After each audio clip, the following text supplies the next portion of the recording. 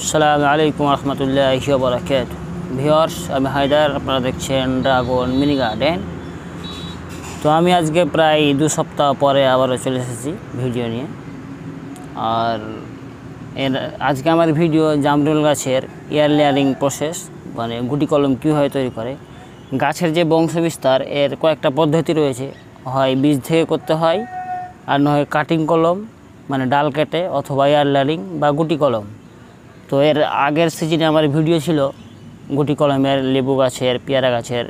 যদি গুটি কলম পেয়ারা লেবু গাছে দেখে না থাকে তো সেখানে ডিসক্রিপশান বক্সে আমার লিঙ্ক দেওয়া থাকবে, গিয়ে দেখে নিতে পারেন। আর যেটা গুটি কলম মানে যেটা সিজন, বেস্ট সিজন গুটি কলম কোন সময়তে ভালো হয় সেটা হচ্ছে জুন জুলাই, মানে বর্ষার টাইমে।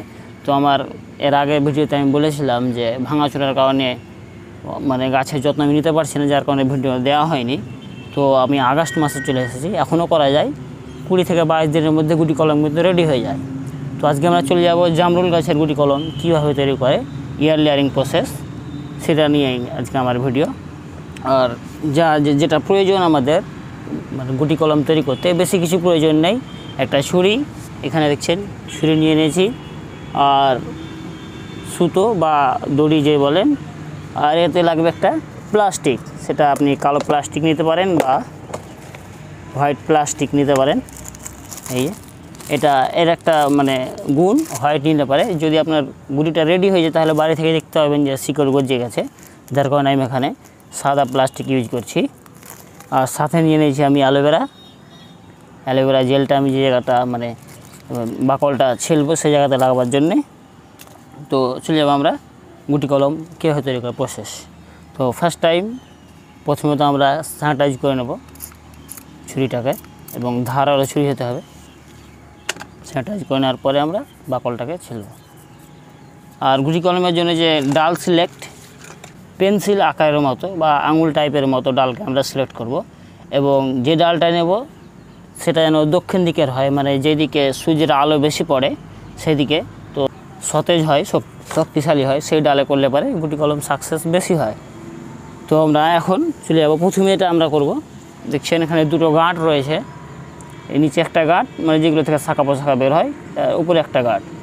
তো এর মিডিলটাকে আমি 1 থেকে 1.5 ইঞ্চি এর বাকলটাকে উঠিয়ে নেব, তারপরে এখানে আমি মাটি লাগিয়ে দেবো। তো প্রথমত আমি এখানে রিং কাট মারবো এইভাবে।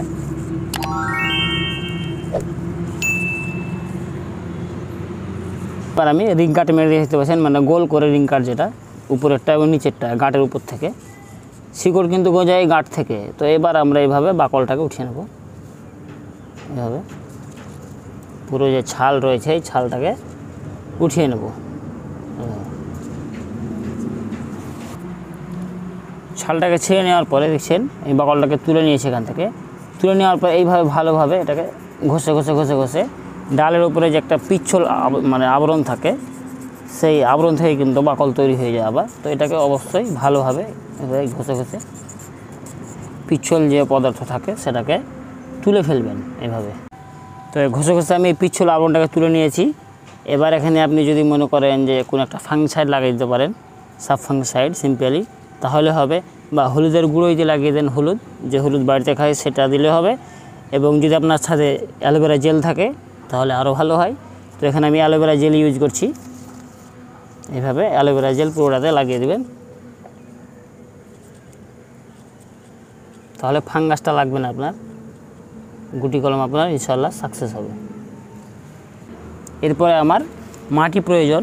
এখানে আমি মাটি নিয়ে এনেছি। এই মাটির মধ্যে হইতে মানে 2 ভাগ মাটি এবং 1 ভাগ গোবর সার দেন, তাহলেই কিন্তু ভালো হয়। এইভাবে এটা মিক্স করে আমি নিয়েছি, হালকা হালকা নরমভাবে, খুবই যাতে নরম না হয়ে যায়, যাতে করে এইভাবে এখানে লাগানো যায়। এইভাবে নিচে থেকে ধরে উপরের দিকে চাপ দিয়ে এইভাবে লাগিয়ে দেবেন।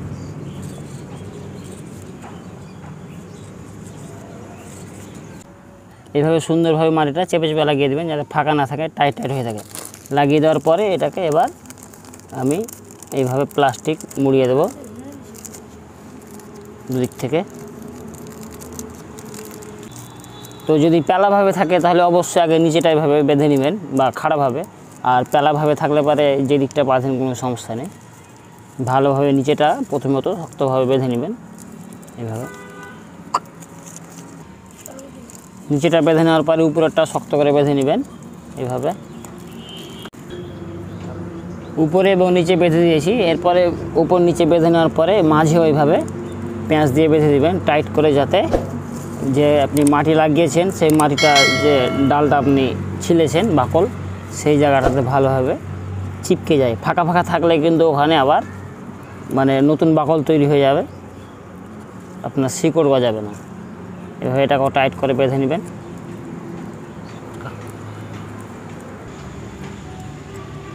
এই হচ্ছে আমার গুটি কলম বাঁধা কমপ্লিট। এইভাবে আপনি মানে এই প্রসেসে করে থাকেন, ইনশাআল্লাহ আপনার গুটি কলম রেডি হবে।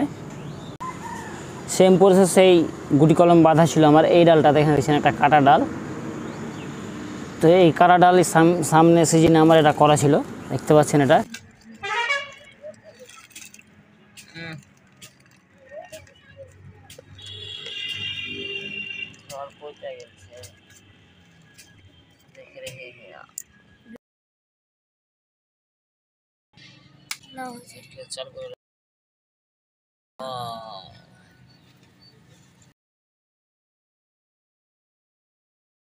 কি সুন্দর মানে গুটি কলম এখন রেডি হয়ে আছে।